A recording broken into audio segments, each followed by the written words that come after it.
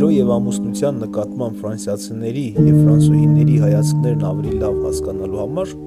նախ պետք է վերհիշել մեր երկրում եղած քնքուշ զգացմունքների պատմությունը։ Դրանում հեշտությամբ կարելի հայտնաբերել երկու հոսանք։ Առաջին, հզոր հոսանքը վեհ սերն է, հենց Ֆրանսիայում է միջին դարերում ծնվել նրբակիր սերը, կնոջ պաշտամունքը, նրան դուր գալու ցանկությունը, երգեր ու բանաստեղծություններ հորինելով տրուբադուրներ կամ սխրագործություններ կատարելով ասպետներ, այն ժամանակվա ֆրանսիական ընթրախավի անբաժանելի գծերն էին։ Ոչ մի գրականություն այդպիսի նշանակություն չի տվել սիրուն ու կրքին։ Սակայն դրա հետ մեկտեղ կար երկրորդը,